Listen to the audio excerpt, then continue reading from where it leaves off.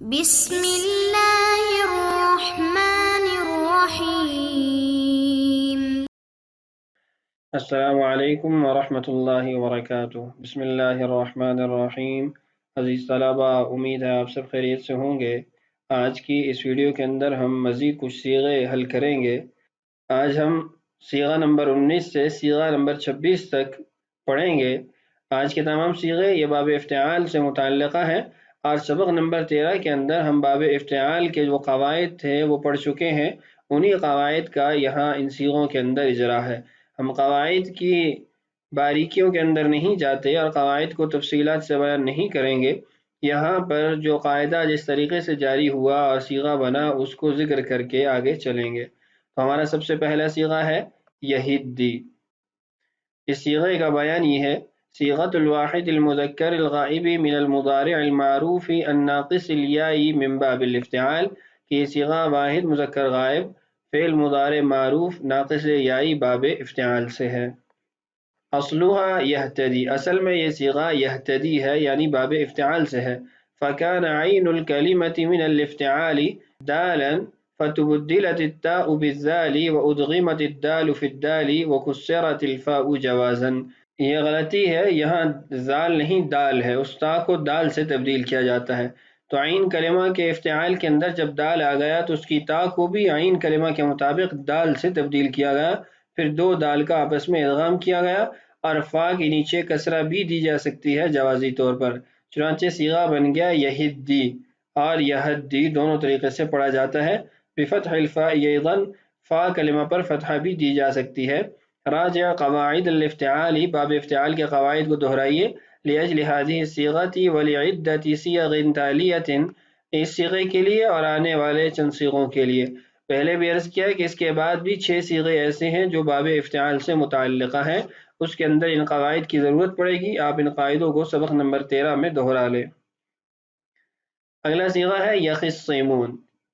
اس صیغے کی وضاحت دیکھیے: صیغۃ الجمع المذکر الغائب للمضارع المعلوم الصحیح من باب الافتعال، یہ صیغہ جمع مذکر غائب فعل مضارع معلوم صحیح کے قبیل سے اور باب افتعال سے۔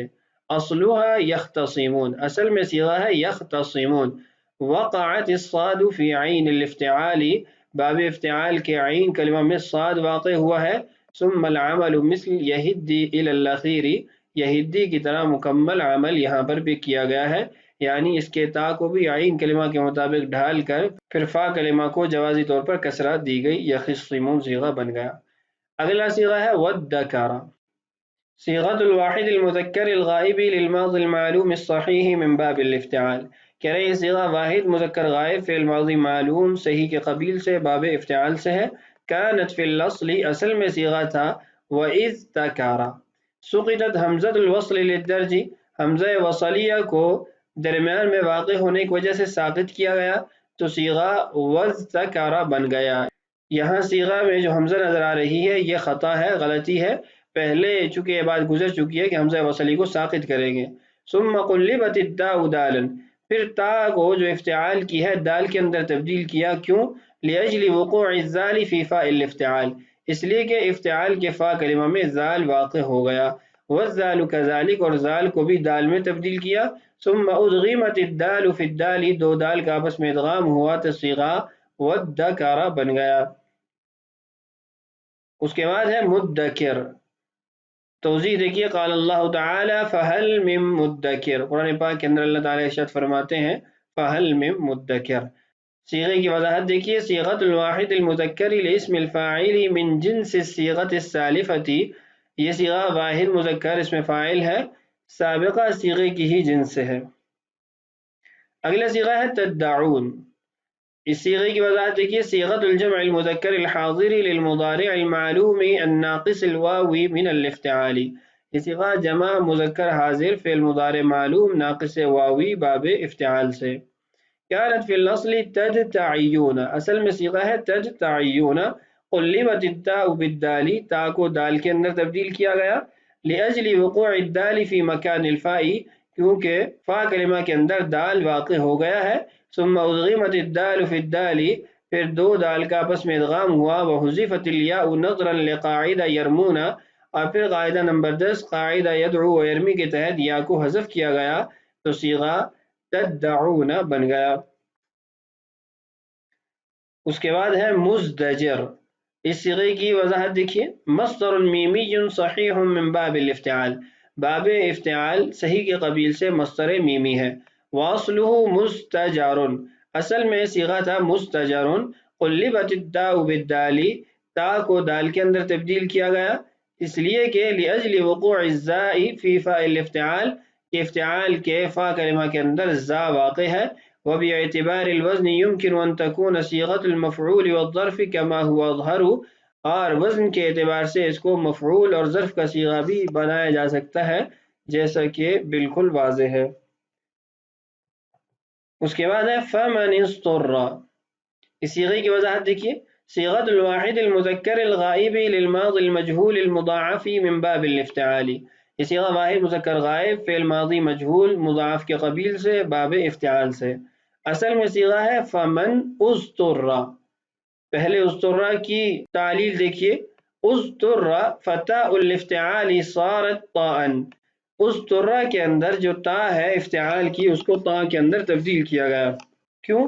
لأجل وقوع الضاد فی الفاء، اس لیے کہ افتعال کے فا کلمہ میں ضاد واقع ہے، فصارت فمن اضطر، تو یہ صیغہ فمن اضطر بن گیا۔ اس کے بعد جو تعلیل ہوئی ہے اس کو دیکھیے، ثم سقطت حمزۃ الوصل، پھر حمزہ وصلی کو ساقط کیا گیا، لاجل وقوعها فی درج الکلام، اس لیے کہ وہ کلام کے درمیان میں وسط میں واقع ہوا ہے، وکسرت النون، نون کو کسرہ دی گئی ہے، لأن الساکن اذا حرک حرک بالکسر، اس لیے کہ قاعدہ اور قانون یہ ہے کہ جب کسی ساکن کو حرکت دی جاتی ہے تو اس کو کسرہ کے ذریعے حرکت دی جاتی ہے، یعنی اس کے نیچے کسرہ آتی ہے۔ آج کے سبق کا آخری صیغہ باب افتعال سے متعلق دیکھیے، مضطررتم، اس صیغے کی وضاحت دیکھیے، صیغۃ جمع المذکر الحاضر للماضی المجہول المضاعف من باب الافتعال، یہ صیغہ جمع مذکر حاضر فعل ماضی مجہول مضاعف کے قبیل سے باب افتعال سے ہے۔ اصلها، اصل میں صیغہ ہے ما اضطررتم، سقطت الحمزۃ الوصلیۃ لاجل وقوعها فی الدرج، حمزہ وصلیہ کو اس لیے ساقط کیا گیا کہ وہ کلام کے درمیان میں واقع ہے، والف ما لالتقاء الساکنین، اور جو ما کے اندر الف ہے اس کو اس لیے ساقط کیا کہ دو ساکن اکٹھے ہو گئے تھے، کلمہ ما کے آخر میں جو الف ہے وہ، اور اضطرر تو حمزہ وصلی ساقط ہونے کے بعد جو ضاد باقی رہ جاتا ہے ساکن، اس وجہ سے۔ وقلبت التاء طاء، تا کو تا میں تبدیل کیا گیا جیسے پچھلے صیغے میں ہوا، لأجل وقوع الضاد فی فاء الکلمہ، اس لیے کہ افتعال کے فا کلمہ کے اندر ضاد واقع ہو گیا، فاصبحت، تو صیغہ بن گیا مضطررتم۔ تو آج کی اس ویڈیو میں ہم نے وہ صیغے حل کیے ہیں جو باب افتعال سے متعلق تھے، کہ ان کے اندر باب افتعال کے کچھ قواعد جاری ہوئے تھے، بقیہ جو صیغے انشاءاللہ ان کو اگلی ویڈیوز کے اندر حل کریں گے اور سمجھیں گے۔ اللہ تعالیٰ سے دعا ہے اللہ تعالیٰ ہمارے لیے اسباق کی تکمیل آسان فرمائے، اللہ تعالیٰ ہم سب کا حامی و ناصر ہو۔ السلام علیکم ورحمۃ اللہ وبرکاتہ۔